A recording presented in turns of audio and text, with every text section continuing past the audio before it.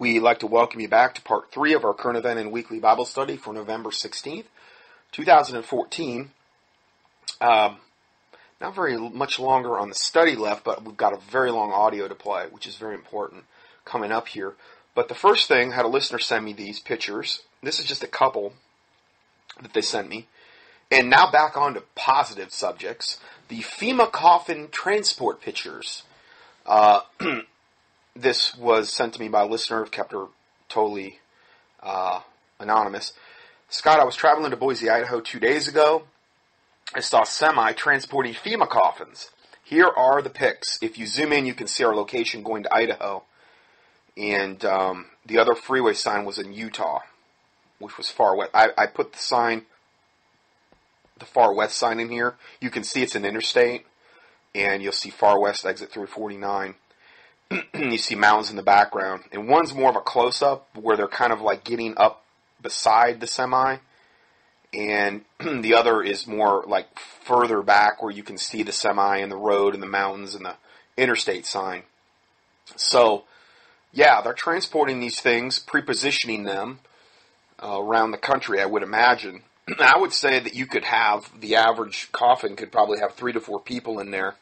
And I guess they can be sealed and then, I don't know, incinerated or whatever plans they're planning on. But that's the first time I've ever had actually any of these pictures sent to me.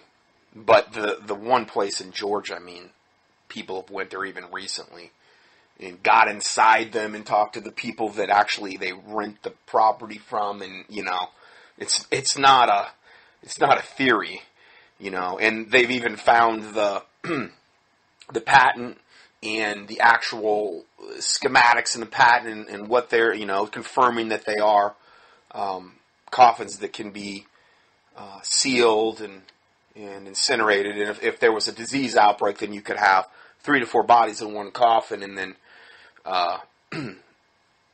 have a way to, I guess, seal them so that the disease doesn't get out, that type of thing. So anyway, I wanted to put that in there, little positive thing. Anyway, then forward we go. This is entitled, Some California Children Bathing Once a Week, Sharing the Same Tub of Water. Showers were one of the first things to go when the spring dried up at Make-A-Guard Ranch south of Half Moon Bay in California. Forced to rely on trucked-in water, the 4 children aged 4, 6, 7, and 12 now bathe once a week, often sharing the same tub of water. The cleanest kid goes first, said the mother, Donika Make-A-Guard, who on a recent morning was soaking her youngest 2 daughters, Quincy and Quill, followed by 7-year-old Larry. The historic statewide drought has struck especially hard the southern Mateo County coast. Okay, and while other parts of the Bay Area are served by big water agencies with steady, if shrinking supplies, most of the homes and small farms here, less than a half hour's drive from Silicon Valley, rely on creeks and wells, many of which have stopped flowing. Well, there's a lot of reasons they've stopped flowing, and that's what the next part we're going to be talking about. Some of that is the fact that they have inhibited water flow coming into California, or maybe even starting in California to proceed to the areas where the drought is. A lot of it is the actual weather warfare projects that they've had since the probably late 60s at bare minimum, where they have admitted, and I have documented this over and over from governmental sources, that they've had the power to control the weather all the way going back probably 60s into the 50s, and they can control and manipulate rain, of one of the easier things to do.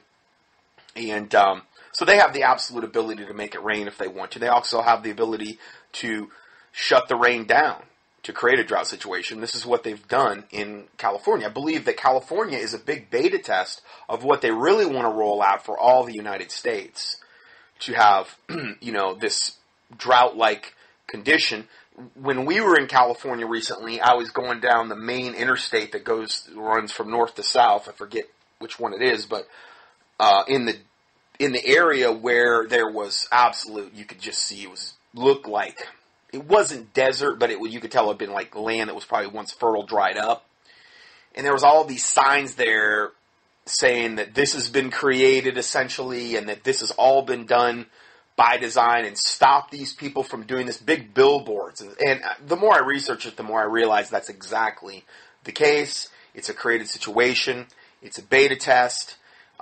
They have created it by stopping a lot of the water flow, and also by this weather warfare, which will prohibit the areas from getting rain. And they're trying this out in California, and to see how, all the intricacies of it, and to try to because controlling the water would be the greatest way that you could possibly ever control a nation, because water is other than air, the primary thing we need to survive. And this is all being done by design, and I believe California is a big beta test on how to make this all happen. Now, which leads me to my next report, and this is a long video. It's like 40-some minutes, and I have played audios from this particular lady before, and I forget her name, escapes me right now, but we'll get into that as soon as the video starts here. And her website, stopthecrime.net, and I played one of her videos before. Actually, I played more than one of her videos before, and she's got some really insightful stuff. A lot of the stuff about the electronic warfare they're setting up to control us and to affect us health-wise. A lot of the stuff they're doing to the water. And she's got links on her site called Water Wars and Primary Water. And I'm looking at it right now. Land and Water Theft. Also ones on Ebola. There's some really, really cutting-edge stuff that is up here. And Deborah Tavares, I'm sorry, that's who it is. And so, now, she's not a Christian, and but I really believe that she's a sincere lady that has some incredible information. She's very brave, and I'm just going to let you listen to this interview on rents.com, and because this really is an incredibly important issue, because this is one of the main ways that ultimately they would try to control humanity. I think this is just about the main way, because if you can control the water, man, and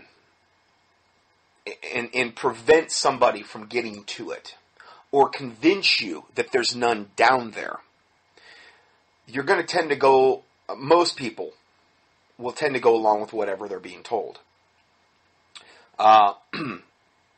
This information I had never even heard before. So without further ado, let's go ahead and roll this particular audio. Water Crisis Hoax.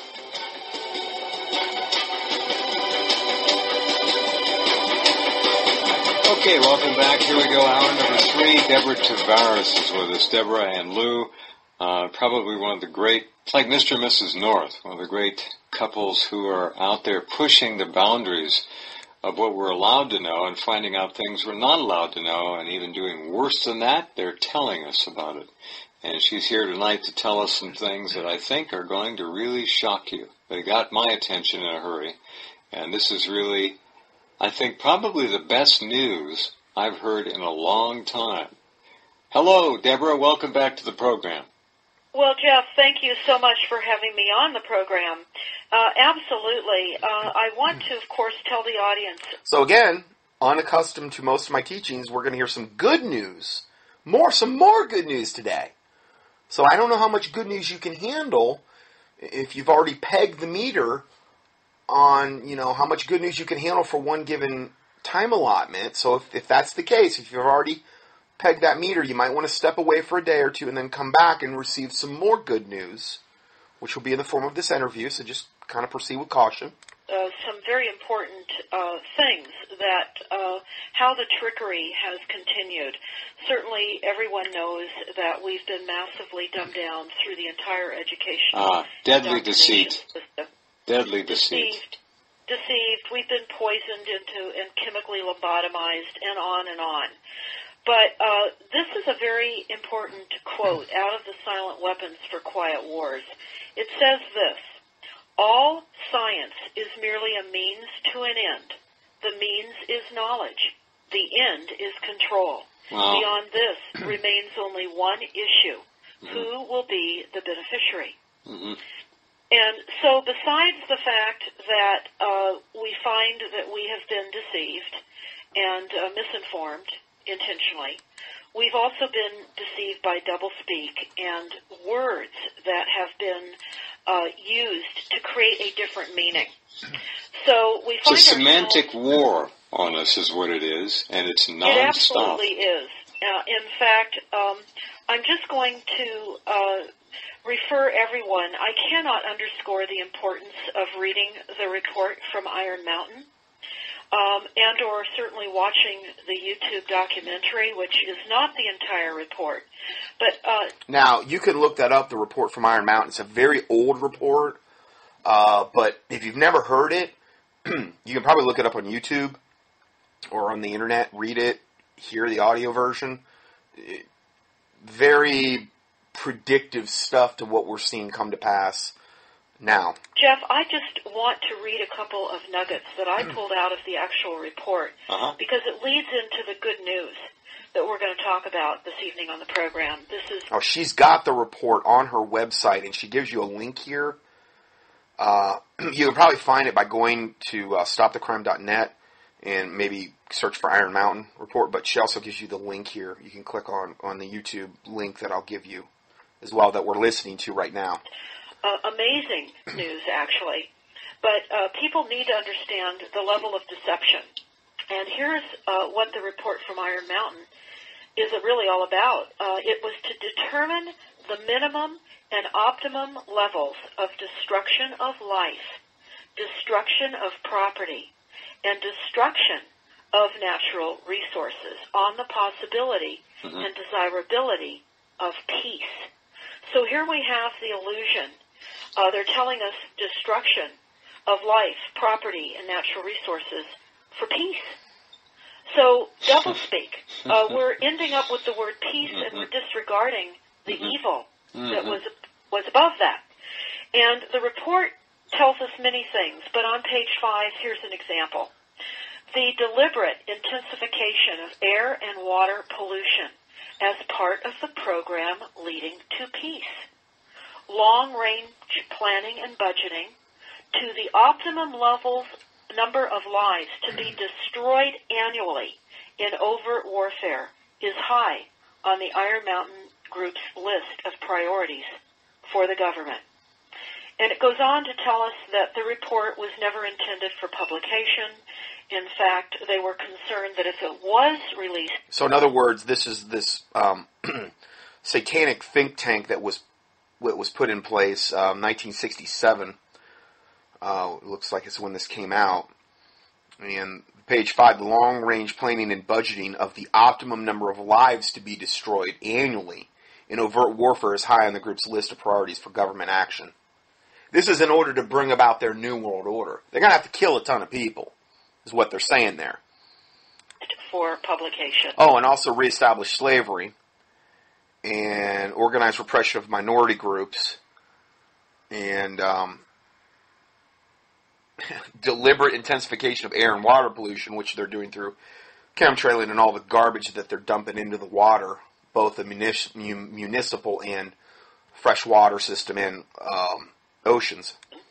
That uncertain advantages of public discussion on the Iron Mountain's conclusions and recommendations would greatly be outweighed by the clear and predictable danger of crisis in public confidence, which with the untimely publication of the Iron Mountain report and what that publication would evoke as far as the crisis was concerned.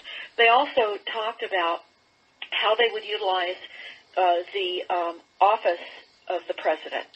And on page 69, they talk about, they proposed the establishment under executive order of the president of a permanent war peace research agency empowered and mandated to execute the programs described in the Iron Mountain report. And it said that the agency would be provided with unaccountable funds sufficient to implement its responsibilities and decisions at its own discretion. Now, I've shared many times in the past the illusion of government. Many people voted. They're now hoping for change. But certainly what I think many people need to understand through the indoctrination is we do have a corporate de facto system that's posing as a representative government. And it's quite obvious by now that it's not representing us. And to that end, I just wanted to go right into the good news by illustrating the illusion that was first perpetrated on us, and that, of course, was the illusion of peak oil. And in all of the documents that our cities are basing policies and ordinances and control mechanisms, these documents all contain the requirement to reduce fossil fuel. Yeah. We've got to reduce fossil fuel. And now let me say one thing right there.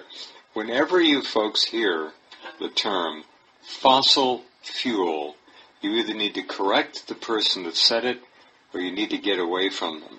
They are completely lost. Oil, petroleum has nothing whatsoever to do with fossils, of dinosaurs, of plants. No animal, no vegetable matter has created oil on this planet. The Russians proved it over and over again. The deeper they drilled, the more they would find oil. They found oil at over 8 miles down. And if you think that dead dinosaurs and ferns caused oil to be created 8 miles below the earth, you better think again.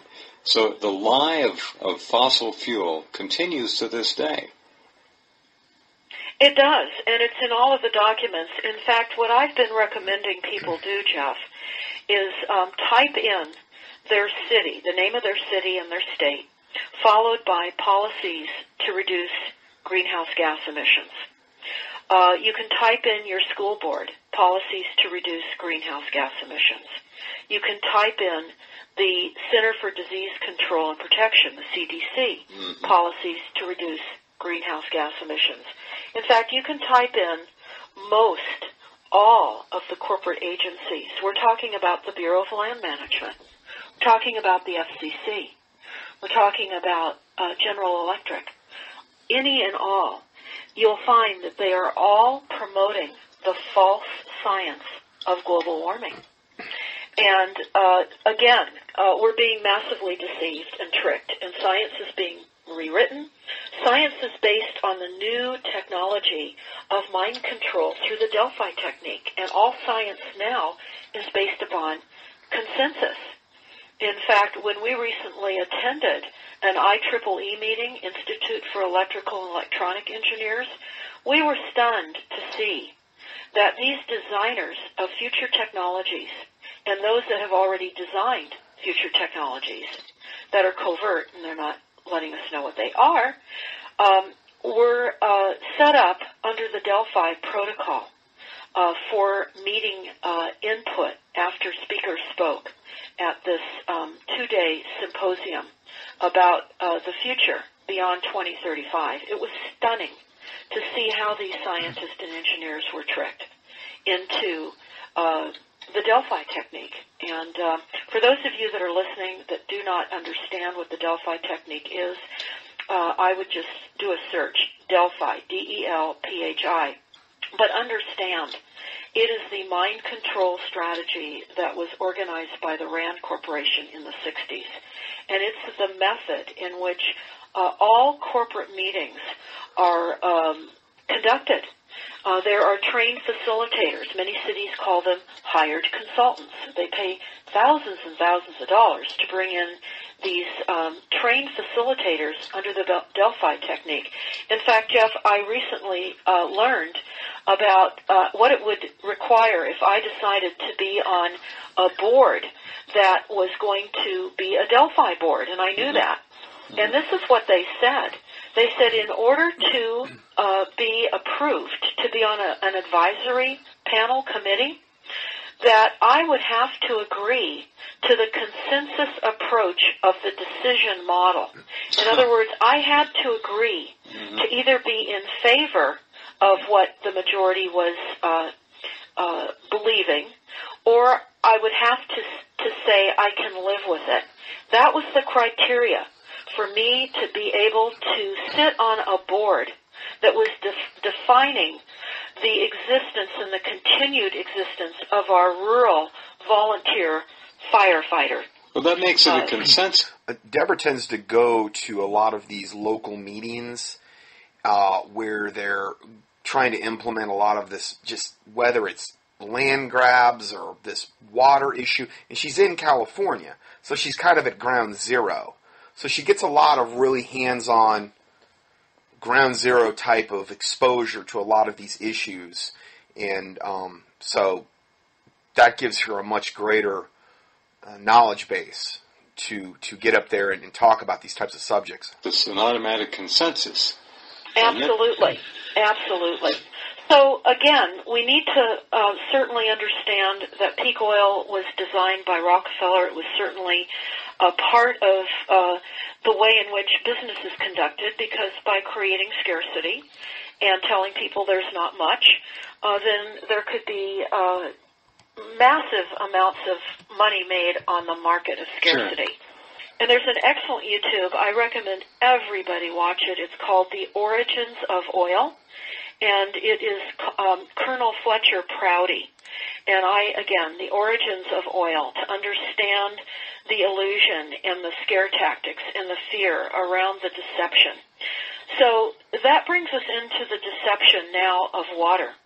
Because certainly, as you know, Jeff, we're being hit in California with the illusion of scarcity.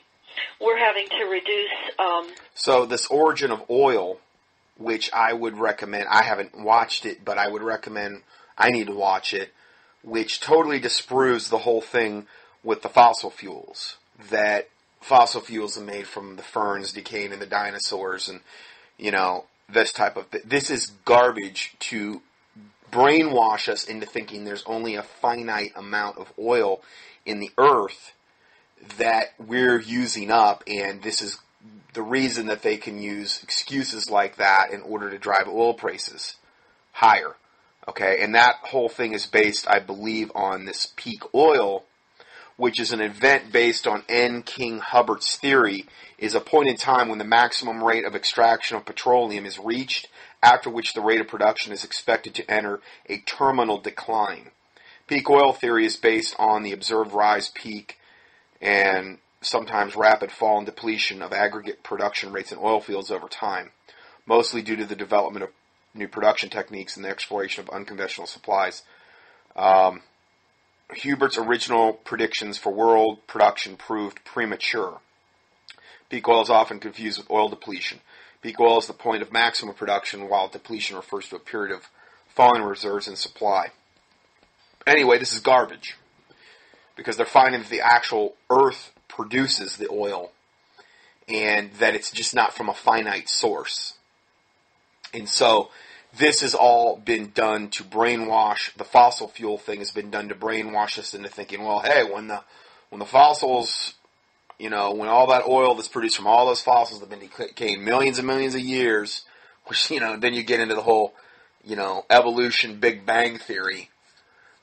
Well, then we're not going to have any more petroleum to run cars, even though they've got technologies right now where we would not even have to do that.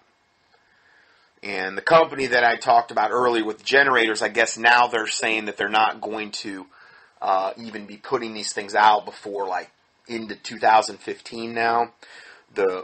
They've been just overwhelmed with orders. They want to make sure that when they debut it, that they've got a better warranty, that they've got a lot of production waiting, a lot of things that will they'll be able to put these things out and not be backlogged right off the bat. I still don't see how that's going to happen. So whether that happens or not, I don't know. But there's an example of a generator that runs off water. And if you want to know more about that, just key in water car, and then you can key in water car inventor killed on YouTube. And you'll see the guy that invented a car that runs off water. He was killed. So many of those guys have been either bought off or killed, it's not even funny. So there's all types of technologies, and just over and over, they're just all suppressed. Either, best case scenario for them, they're bought off. Worst case, they're killed. Happens over and over and over again. I don't see how this generator is going to be any different. unless enough of the word gets out. And that's why I have this type of ministry, because I'm trying to get the word out about a multitude of different truths out there, ways that we're being deceived, alternatives that seek, that we can get this stuff going here. Because that would be something that would be a huge, huge blessing to a ton of people. A way to get somebody, a family, literally off the grid. Away from the control of let's say you had your own well and your own one of these water power generators. These things are powerful, supposedly. The way that they were saying, the bigger one could run, a whole house easily. That would be, I equate that out to freedom to a certain extent. You're not dependent upon this wicked, evil government for your power or for your water. And those things could be a tremendous blessing to a lot of people in the future. So let's go ahead and continue with this report here. Not only watering anything that's green, lawns, the cities are actually paying 50 cents a square foot up to 1,000 square feet for you to take out your lawns. Some cities are even paying more per square foot. Mm-hmm. We have water police that are literally people that are patrolling the streets between 4:30 and 6:30 in the morning to see if anybody is violating any runoff. That's in your town? That's in Santa Rosa. Can you imagine these little Nazis? I guarantee you, these people that are patrolling the streets to make sure that they're good little Nazis and they're going to turn in any little dissenter, anybody, I guarantee you they will beg for the mark of the beast. Beg for it. They've already sold their souls, as far as I'm concerned. Anybody that would do that, stoop to that level, are you kidding me? But you run into a ton of this big brother, liberal mindset out there in California. In Northern California, which is about an hour north of the Golden Gate Bridge for people who can think about that geographically. Right. So in Santa Rosa, we have requirements. We must, as the governor of California instructed in January of 2014, we had to reduce mandatory reduction of 20% of water consumption in the state. And should the drought continue, the next phase will be a 30% reduction, total. So 10% more reduction from our current 20. And at the 30% reduction, we will not be allowed to plant annual flowers or vegetables or vines. Oh, how nice. So we will be precluded from planting food. Mm-hmm. And it's all based on an illusion because they've created the idea of scarcity. See, this is what it's all about. Satan creating a environment that's totally based on falsehood, as you're going to see here, where he just keeps squeezing you and tightening the noose until, you're just backed into a corner like a caged rat. That's how he wants us all to live, in that level of anxiety and in fear about the basic necessities, even boiling it down now to water. In fact, on our website, stopthecrime.net, under the Water Wars link, we have a couple of extremely important documents. We really need everyone's help in downloading these documents and getting them out far and wide. And again, her website is stopthecrime.net. One word, stopthecrime.net. And you'll see the links right at the very top of the site. Water Wars, Primary Water, Land Water Theft. She's about as on top of this as any other website I know of on about these types of issues and about all the electronic warfare they're using with cell phone towers and these types of things. They're trying to create this electronic grid to literally control us and to affect our brainwave patterns and to dumb us down and to make us sick. Well, she's about as up on it as anybody that I know of on the internet regarding that particular subject. So let's go back. Because our research team found one out of Oxford, England, and again it's under the Water Wars link of stopthecrime.net, and it's entitled Water Market USA. And the reason that we recommend everyone download it immediately is it really does say tell everyone the plan of how the globalists intend to privatize the water within the United States. It talks about the agencies that are involved in this plot, the EPA, the Department of Interior, the Bureau of Reclamation. I mean, it just goes on and on. And it is a very, very disturbing document, but it is their plan, and we need to know their plans because they've made them available to us. The next plan of privatization is another document that was found out of Israel, and it's a Goldman Sachs document entitled Sustainable Growth, taking a deep dive into water. And it's not a large document, Jeff, but it talks about how the shale revolution is just a growing market. It's a growing alternative to oil, and it's led by the shale revolution in the United States. Shale gas, fracking? Yeah, you bet. Yes, and they say that this will be a successful business because it is an unconventional gas, but it's water intensive. And they say that adequate water supply is crucial as an ingredient for shale production. And they tell us, this is a Goldman Sachs document, that U.S. shale development has been aided by the United States' abundant water resources. Well, where'd they get that water? We all know that shale, if you study it, requires an extraordinary amount of water. So all of a sudden, this drought, and there's a lot of shale oil and shale gas drilling in California, where are they getting the water? Well, that's where we're going to go now, because I think it's certainly important for everyone to understand, again, how science has been maneuvered for profits for the market. Again, we're not only USA Inc., we're Earth Inc., and what we have is USA Inc. is stealing the water for profits and power, and they're creating water markets from a natural resource. And the wars of the 21st century will be fought over water rather than oil. And we can see that that is becoming the reality. But here's another reality, and this is quite amazing. We learned that there is not peak water like peak oil. There is an abundant amount of water. It's called primary water. Okay, let me ask you to hold on. Let's get that title. I want to hear that. Primary water. Primary water. Yes. Now, peak oil was predicated on the idea that there was a finite amount of it here, and we had tapped it, and we were already past the peak potential reserves that were in the planet's crust, and there would be no more. We found out, of course, that was a complete lie, and that the Earth creates oil through geological processes and heat at great depths and presses it up to the surface where it collects in pools that we call oil fields. That's why, if you understand peak oil being a lie, there is unlimited oil. It's constantly being made, and that's why a lot of empty oil fields now are full and pumping again. So the Earth's blood is considered to be oil by many.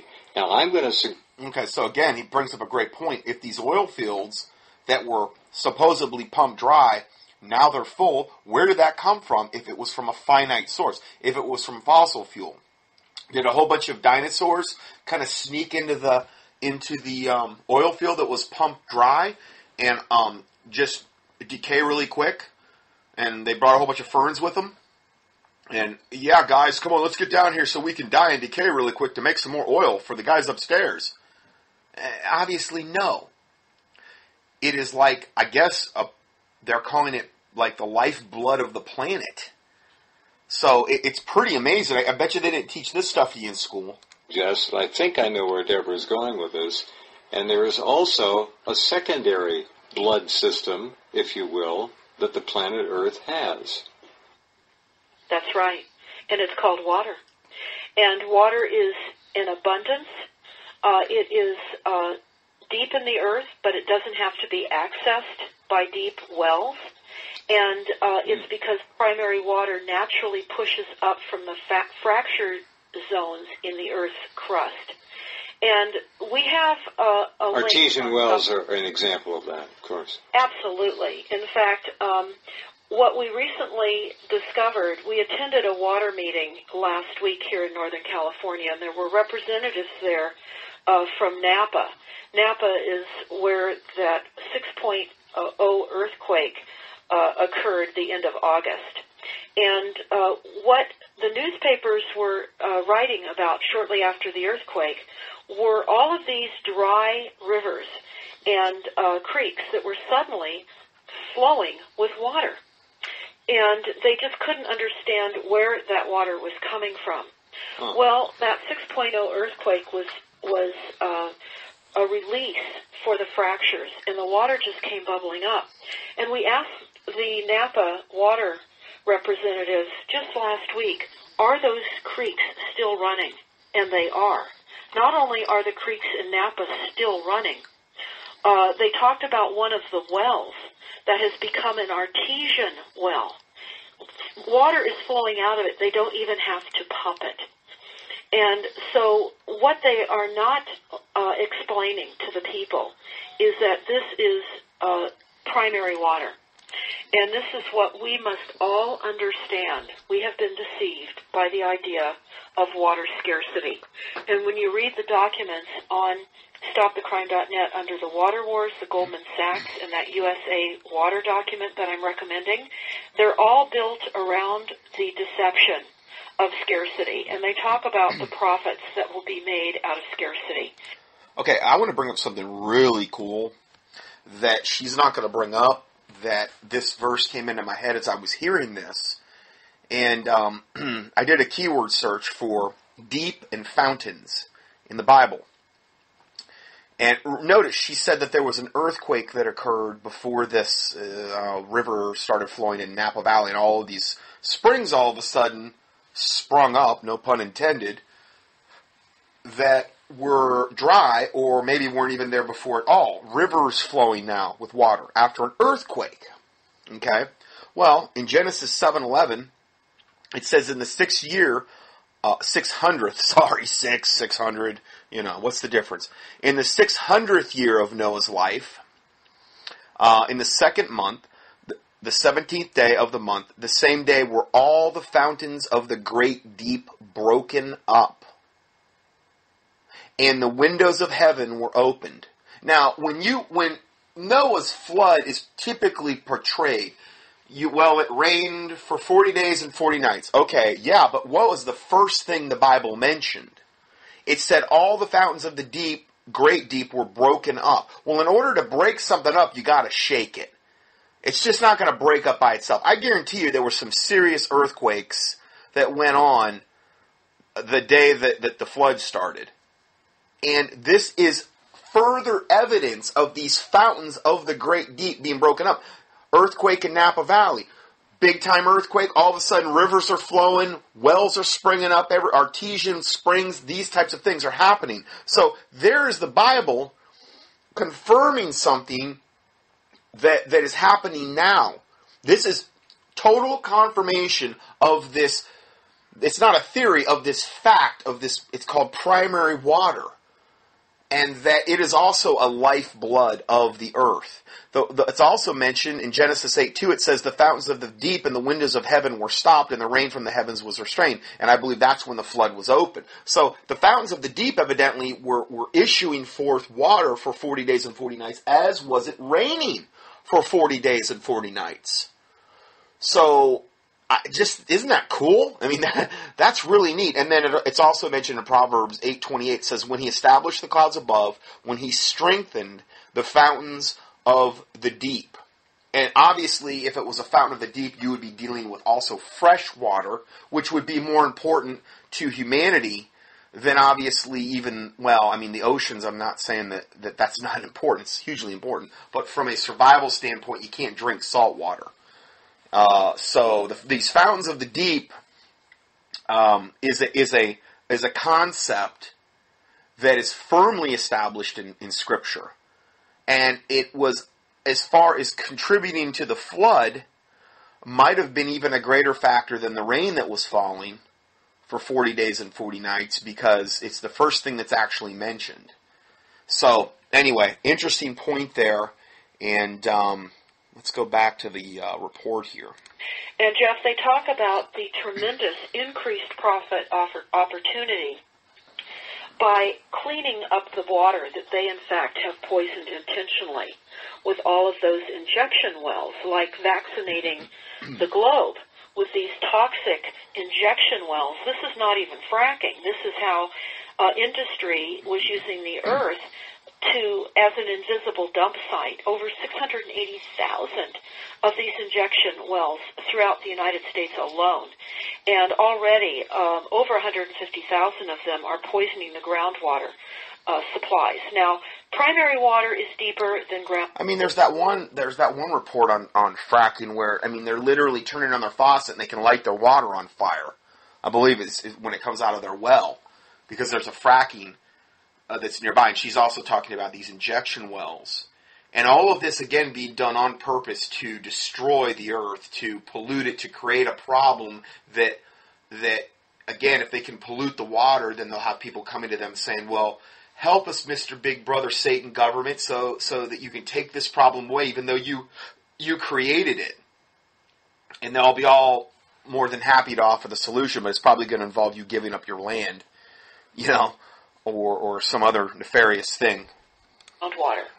And when I asked some of the primary water experts about the toxins that were being injected by these injection wells, this is what I understand is the opportunity with the primary water.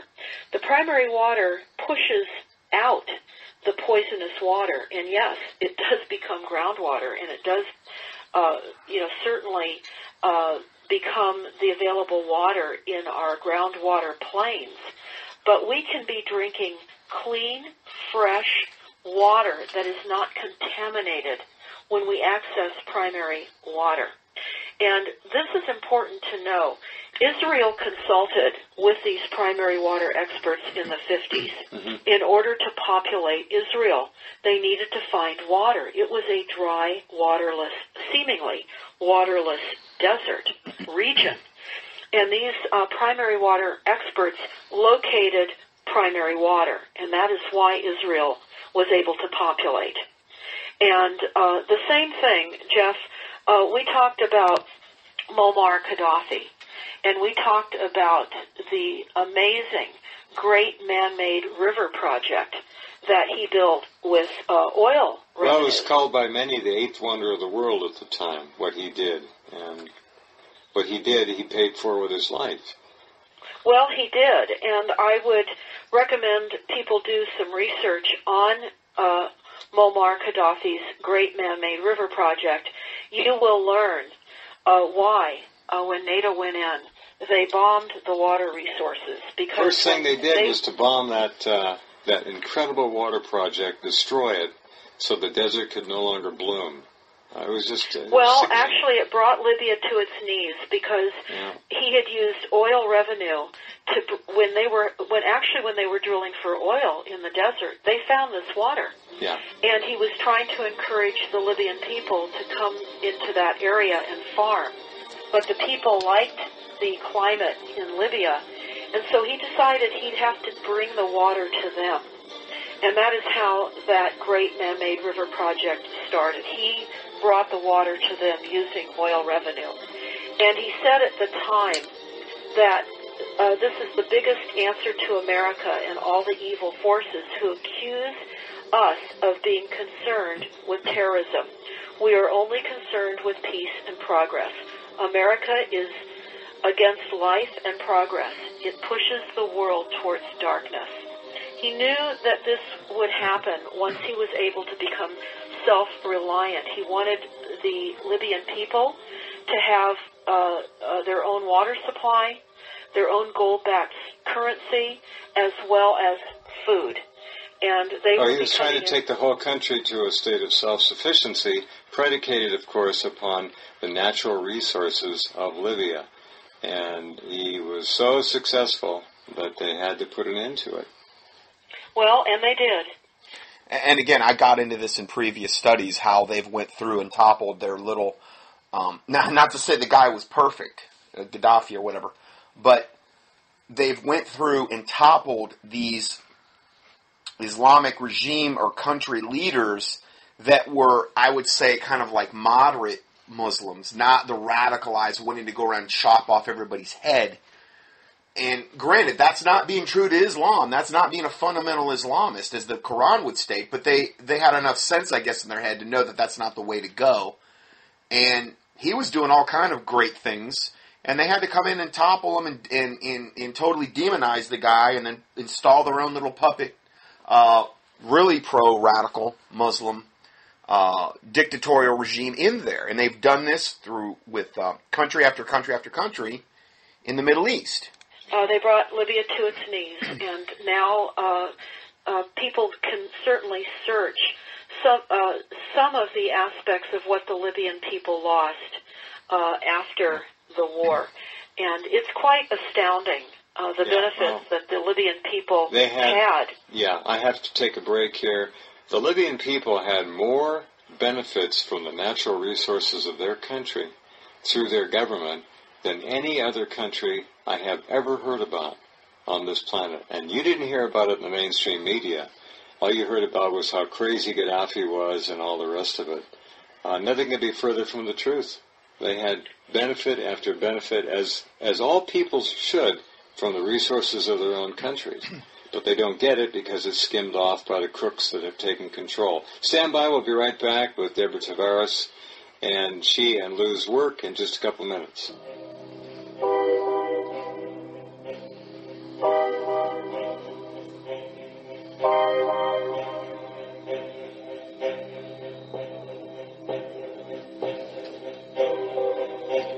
Does peak water, does primary water mean that we can abandon logical, pragmatic, intelligent water management programs and policies? No, of course not. But it does mean, just like with the dissolution and the evaporation of the peak oil lie, we can now, if this is all true, and every indication is that it is, we can now relax. We will have drinkable, clear water, as much as we basically need, forever. Because if the earth is making oil, the earth is making water, and if we have both, end of story. Well, Jeff, certainly Gaddafi was an example of tapping into primary water, and of course, many people know that it takes 2 parts hydrogen and 1 part oxygen to create water. And I would recommend everyone learn more about this amazing truth and the science that they're trying to prohibit getting out. We must get this out far and wide. You can go to stopthecrime.net. On the home page, you will see a link entitled Primary Water. And there's an excellent illustration that visually shows you primary and secondary water cycles. And there's quite a bit of reading material that is from the Primary Water Institute. We're going to talk about what the Primary Water Institute has already accomplished. Certainly, they have gone to Africa and spent 9 years digging multiple wells and finding just literally 200 to 300 gallons a minute in an arid area that only would get 10 inches of rain a year.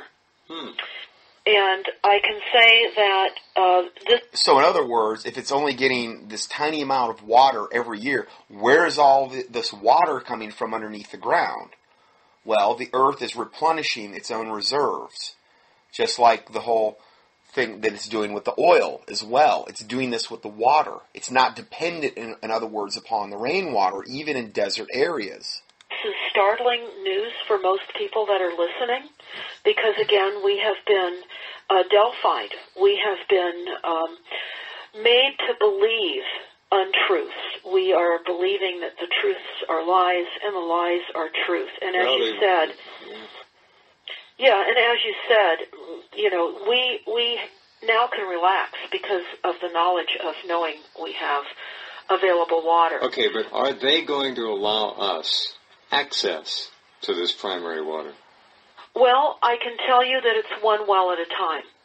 And people need to understand that. They need to work together to access primary water. There will be those that will be able to assist with locating where those fissures are and where primary water is. It doesn't need to be deep. You can access it just a couple of 100 feet, but you have to know where to do it. So, in other words, you just can't dig anywhere and expect to find this primary water. You got to have somebody that knows what they're doing, evidently help you to find it. But if again, this is one of those things where the more people, the more this word gets out, the more people that start doing this, the more wells that are dug where this is bearing fruit, the better. The harder it is for Satan to keep something back when that happens. And it's just, again... And to pray that God would bless this endeavor, because this is truly a righteous thing, pursuing this. I see no dark side to trying to let this happen, this obviously life-giving substance, water, and letting this happen. This could save millions of lives. An illustration of the Napa earthquake and how the fissures developed after that 6.0 quake, and the water was released. We can find where the primary water is, and it's simple for people that know how to look at the various maps and be able to figure out where that is located. And I can say that because primary water pushes up naturally through the fissure zones in the Earth's crust, it's released. The water is released, and they talk about how high pressures in the Earth's mantle make this upward movement of primary water possible and inevitable. And they tell us it's not necessary to drill hundreds of miles deep in order to access the abundant and valuable resource. And in many cases, primary water can be found at the surface, which you talked about, and of the earth, and that's demonstrated in many natural springs. And it can also be accessed by drilling near the surface, even less than 200 feet. And in some cases, earthquakes, such as the recent one in Napa, as we talked about, it removes the blockages and opens the channel for the primary water to then be released. And this is an interesting situation. We're hearing along the coast that we're having saltwater intrusion, that because of the groundwater pumping and the reduction of groundwater, that the ocean water is actually moving in those vacant cavities because we don't have the groundwater there to keep the force against the ocean water from coming in. Right. Well, I talked to the primary water experts about this and was told that all we have to do is access primary water, which would flow constantly and in abundance. It would fill up the groundwater tables that have been pumped down, and it would keep that force against the coastline and not allow what they're calling as sea level rise. This is being intentionally created. We have sea level rise in the sense that we have the ocean, the saltwater intrusion, and this is quite a large conversation along San Francisco coastal areas in the Petaluma area. Well, it should be. Not only are we having saltwater intrusion where we don't want it, but we're having radioactive saltwater intrusion. So. Well, that's absolutely right. And so what he means by that is the Fukushima, the radioactive water from the Pacific then getting into the groundwater. And again, that's, Satan's just, licking his chops over that one. I mean, it's like, 2 for 1 over here for Satan. Not only is he infiltrating the groundwater with the salt water due to this drought they have created, but then also if you can infiltrate these areas with radioactive salt water, all the more satanically better. And push that out. We can keep these fertile lands plantable, and we can have the water. But your question about whether they'll allow it, certainly they want to create a market out of it, and that's evidenced in those documents that I referred to that we found out of Oxford, England, and the Goldman Sachs document. This is a market. And one of the things that's a concern, and I was talking to somebody in the UK, actually in Ireland just recently, And I was told that they have a treaty in play right now, much as we do, and it's called the T, as in Tom, TIP, T-I-P. And what they revealed in their treaty, and I would imagine that this is typical verbiage across the board in the treaties that they're moving forward in the United States with, but an example was made that Occidental Petroleum wanted to go into Ecuador and drill, and Ecuador did not want them there. And so Occidental Petroleum sued Ecuador $1.8 billion for lost revenue. Uh-huh. So what we're having is a revolution that will not be televised, other than through programs like this, Jeff. And we need to certainly access the staff of life, which is water. We need air, we need light, and we need water. Water for food and water to exist. And at this moment, it's very clear in California. They're looking to literally do massive land theft through the false illusion of water scarcity. Well, they're using the drought not only to do that, but they have been, Agenda 21 is trying to push people into urban areas. Why? So they can control the water and the power, all the services, the infrastructure, much easier than if people were spread out into urban suburbs. See, remember how I said they were beta testing this in California? Well, this is exactly another reason why. I mean, trying to herd everybody into the city areas where they can control every facet of their life, that were more easily controllable. It's just like the Hunger Games, where you've got regions or districts where this ultra poor class lives and is essentially slaves for the state. They want to make that a reality worldwide, but particularly in America. And I really believe they're beta testing this in California, creating this drought, creating all of these things that they're doing on purpose in order to do this. And you think about it, like the people that I just read about, where, you know, they're getting their water trucked in and the kids are sharing one bath a week, 4 kids, you know, they're only going to be able to hold out so long. If that's what they're depending upon, if that ranch is what they're depending upon to make their living, and they're in some artificially created drought, and they're dependent upon their crops, well, how long do you think they're going to be able to hold out unless they've got a ton of money in reserve, which they probably don't. There's going to be probably thousands, or hundreds or thousands of farms that are going to be abandoned, which the government will probably snap up, and they'll say, well, it's in fertile ground anyway. What good we can do? Okay, great. We'll make this a one of those biodiversity areas, and they won't allow people to repopulate those areas. And again, just in that mass, trying to herd everybody into these small city zones so that they can control us like cattle. Urban and rural agrarian areas where they can drill wells. They don't want that, because that'll tip Well, their that's cars. absolutely right. That's absolutely right. In fact, this is really going to lead into the haste of the Wildlands Project, because people will willingly leave their land if they don't understand how water really works. They'll think they're out of water, and they can't live on their land once they do believe they're... If you don't know about that, key in what she just said, the Wildlands Project, either on YouTube would probably be the best way, is if you want to just get an audio and a video, and that'll tell you about I believe how they're trying to take away, it's unbelievable, the amount of land, and herd us into these little, all of these cities, and have these little corridors that connect the cities, but everything else is a no-go zone. I'm talking about the absolute vast majority of America they want to do this to. Whereas not to grieve Mother Gaia anymore. They'll leave, and they'll move in. Yeah. That's right. Yeah. Well, this is... it's kind of dangerous information you're putting out there. You're upsetting a very big plan.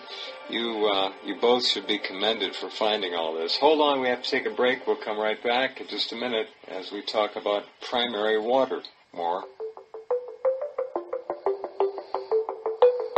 That's me and my synthesizer in the background. I mean, I don't want to brag, but I do the intro for this guy. It's easy.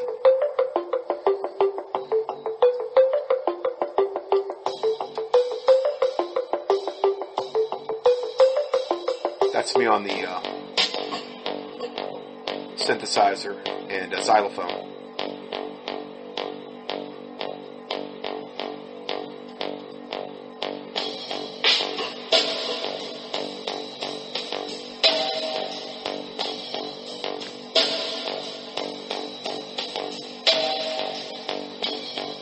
Can it be true? Can the earth be making clean, pure water constantly like it is oil?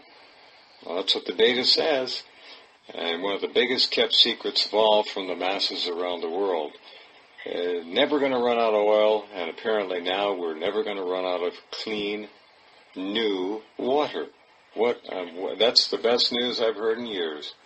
That is, and one of the primary water experts told us that after spending many, many decades of successful primary water studies and drilling projects, he had proven that we can access this abundant source and supplement even our current atmospheric water. We're taught that water comes from rain or snow, and that is the atmospheric aspect of water, which is also coming from primary water.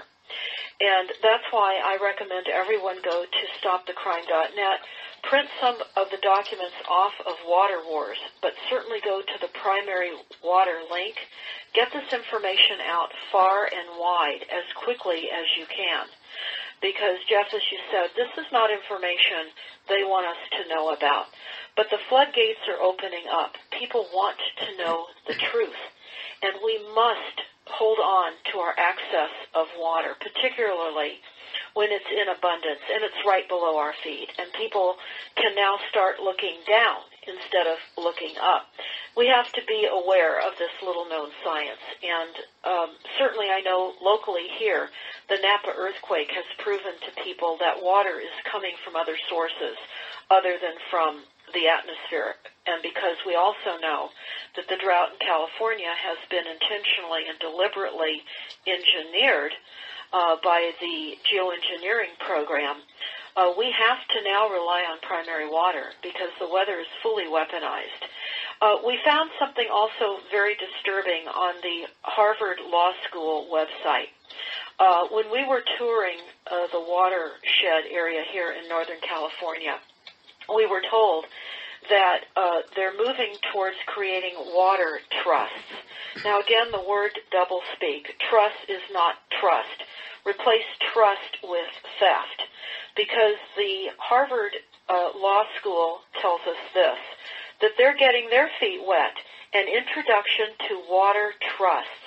It says this, water trusts are private, nonprofit organizations that acquire water rights in order to enhance inflow or conservation. And I want to say something else that we discovered during the tour of our watershed, Jeff. We discovered that our comes from a river called the Eel River, and it goes through a hydroelectric plant that PG&E operates and actually owns, and they acquired the water rights in 1930 for the upstream water that feeds the Russian River that gives Sonoma County and Marin its water supply. Meaning they can divert the water? Well, PG&E, number one, it's important for everyone to type in your search engine, PG&E, which is an acronym for Pacific Gas and Electric, followed by the word Rothschild. And you will find that PG&E is Rothschild. And Rothschild owns the water rights. That is the delivery system to the water here. And recently in So that's always a good scenario. You got the highest level Illuminati family in control of that. And this would be very near and dear to the Illuminati because they realize that this is the key to controlling, a huge key to controlling the planet. I mean, when you control the water, particularly fresh water, you're controlling crop production. You're not only controlling water, you're controlling the food. Because you have to have water to grow the crops. And granted, you could have rain, but if they can shut that off with weather warfare, with all their technologies there, which they can do, well, there you go. So if they can control that, then they can control essentially everything, the food and the water. And they're already polluting the air as well. So This is what we're looking at here. January of 2014, PG&E was asking the California Public Utility Commission for reduced flows from the Eel River. In other words, to further underscore the sense of water scarcity by water reduction, which would put pressure on all of us to further reduce our water use. So the insanity, this PG&E Rothschild control, is seeking flow reductions to these total drought-stricken areas. Remember what I said before? They're doing this on purpose, and that's one of the ways they're doing it. They're totally cutting off the freshwater rivers, not just here, but in other parts of California, to get their water. And again, that's why I say this is a big beta test. They're doing this on a lot of different levels in order to create this unbelievably bad drought scenario. Because suddenly PG&E was requesting lower flows, and they were requesting lower flows because of the endangered fish. So I want to just also tell everyone, we have a lot of perpetrators in the United States, corporate agencies. You know, they always use some stupid thing like that. I'm sorry. I mean, I love animals as much as anyone else, but they're always like. Since when did Satan start caring about the fishies? I just really want to know. I didn't know he was such a great guy where that was such a big concern about this endangered fish. It's just a ploy and a farce in order to implement their satanic agenda. Whenever you hear this thing about, oh, we got to take this land away because of this endangered cockroach, or, you know, whatever. This endangered scorpion because he's such a wonderful little guy. Or endangered spider. I mean, literally, I've heard stuff that is that asinine. Endangered spider. An endangered venomous poisonous spider that would kill you with one bite. Oh, poor little guy. Never had a chance because, you know, we took up all of his habitat. Or deprived him of whatever. The Egyptian dung beetle that he feeds on. I don't know. It's ridiculous. We have to start calling them out. We can't let these agencies hide under the guise of not understanding who they are. And I will tell you that there's a list in the back of these documents that I recommend everyone download. Another thing to do is to pray specifically against these Illuminati families. The Rothschilds being at the very, very head. The Rockefellers, the Rothschilds, the Astors, the DuPonts. To pray specifically against these satanic vessels of Satan bloodlines. I think that's very important because they're the ones that Satan is working through most directly in order to implement his agenda on planet Earth. Even focusing in on Obama. Not to say he's not in that bloodline, but I'm talking about direct descendants, the people that are the puppet masters for people like Obama. That's really where these types of really satanic agendas are coming from, spawning from. The Goldman Sachs Sustainable Growth taking a deep dive into water, as well as the Water Market USA. You will find not only the World Bank, Viola, which is Rothschild, Goldman Sachs. You will find Nestle, Coca-Cola, the Rand Corporation, NASA, the Scripps Institute, NOAA, which is the National Oceanic Atmospheric Administration, Bechtel Corporation, the EPA. Now, the EPA is really a very substantial player in privatizing. So, looking at this partial list of corporate government agencies conspiring to privatize public water in the United States and globally. We must all do what we can to expose these corporations and agencies. I'm just going to hit some of the big ones here that might really ring a bell, that might, Nestle, she mentioned that, Coca-Cola, Nestle's purely satanically evil, Coca-Cola. These are ones I'm going to hit that are more like maybe a company you support that you don't need to be supporting. Let's see here. General Electric.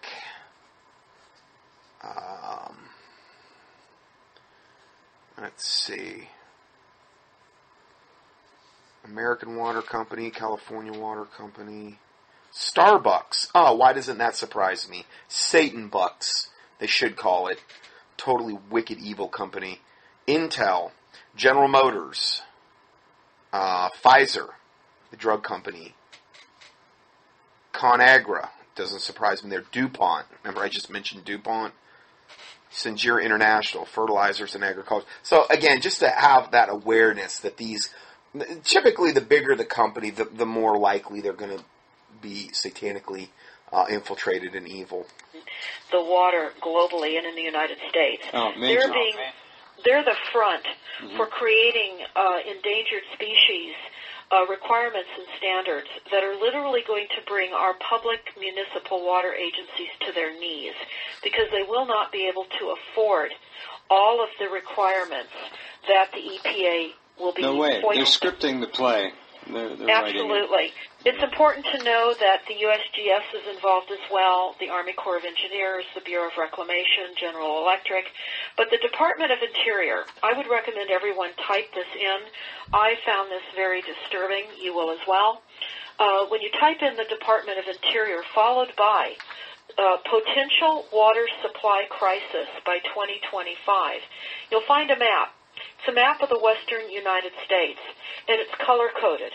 And it identifies unmet rural water needs and the anticipated level of crisis, potential water crisis, with, again, the unmet rural water needs, but also conflict potentials indicated as being moderate potentials, conflict potentials as being substantial, and conflict potential very high. Now, what do they mean by conflict potential?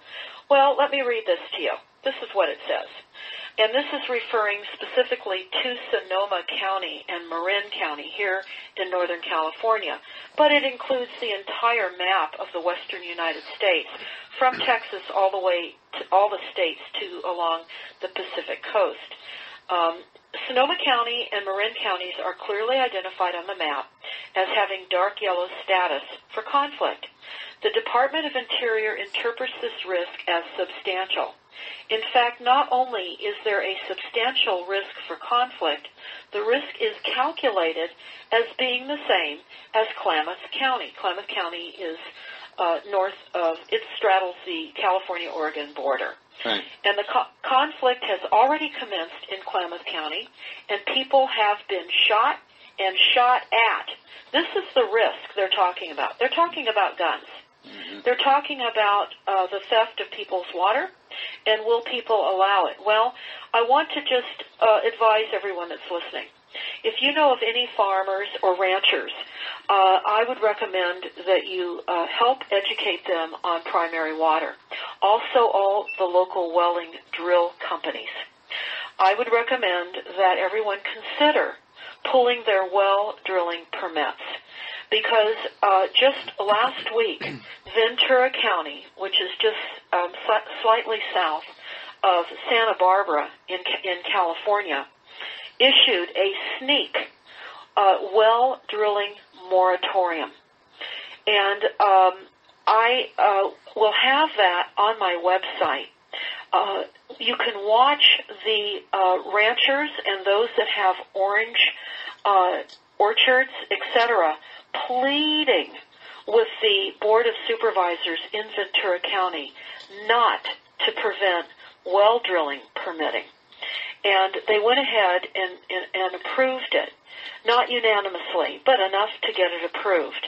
And I can see this cascading across California. And in fact, I can see the inability to drill wells cascading across the country. That's why we must immediately understand primary water.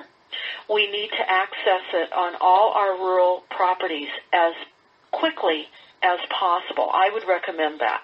People can pull their well drilling permits. You can find out how long a drilling permit is valid until you must drill or drill for your well. In other words, you can just hold on to your permit. At least that's how it worked in the moratorium in Ventura.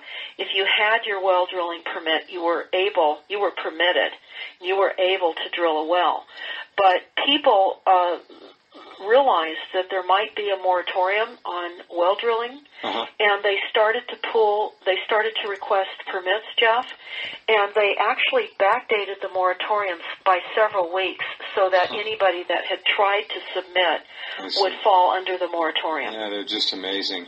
There's an institute called the Primary Water Institute, and it's very thorough. If you do a search for primary water, you'll find it. Well, it's actually on Institute. stopthecrime.net. You have it there? Okay, so just to clarify a little bit, a moratorium is a delay or a suspension of an activity or a law. And in this case, the activity of well drilling. Okay? And again, what possible motivation? Well, it has to be satanic. Would they say, we don't want you to drill in this area where there's a gigantic drought? Oh, that makes a lot of sense. In other words, the only reason they wanted to do it is to create even a worse problem because it's all being done by design. And so these people were pleading with them, what are you doing, you satanic devils? Why would you put a moratorium on well drilling when we're totally in the worst drought we've ever been in, even though you created that? Well, of course, they created it. They want to make it worse, and they want to make sure. So what it would do is if somebody had land, and that drilling permit was the thing that was going to, particularly if they had, let's say they found a place where this peak water existed, or not peak water, primary water, that's going to be the difference between them staying on that land or them not being able to keep the land and the government taking it over. And this is what they want to create. And they're beta testing all this in California, and to kind of see the ins and the outs of this satanic scheme. Satanic scheme. Yes, if people look at stopthecrime.net, you can not only find the Water Wars documents that I referred to, but right next to the Water Wars link on the home page, we have primary water. You can click on that, and that will also get you to the Primary Water Institute. And as you said, it's very, very thorough. In fact, what the point I'm trying to make is, and we're out of time here, you have a tremendous amount of backup data to support what you're saying here. This isn't just something that you heard in an internet email or an internet story. This is well known, but it's being suppressed clearly for reasons that are very obvious. So, wow, well, what we've learned tonight is it's big. It's as big as learning that peak oil was a fraud, and that was something else. So, well, Jeff, that's absolutely right, and we must share this far and wide. That's what we need to do at this moment. StopTheCrime.net, it's right there. Thank you, Deborah. Say hello to Lou. We appreciate it. Thank you so much, Jeff. Okay, good night. Okay, so there we go. Primary water. That is really good news. Actually, wonderful news. All right, that's our program this Friday. That means weekend coming up. Hope you have a good one. Take good care. We'll be back with you Sunday night on our... Okay, so that was that video. That was about 45 minutes. And I normally don't play something that long, but this is really super mega important stuff, obviously. And I posted those Bible verses that I talked about earlier. I posted them here in that if you want to have access to those as well. So let's go further here. Actually, what I need to do now, it looks like, is just go to, part 4, because I'm totally out of time on part 3. So God bless you, and see you in part 4.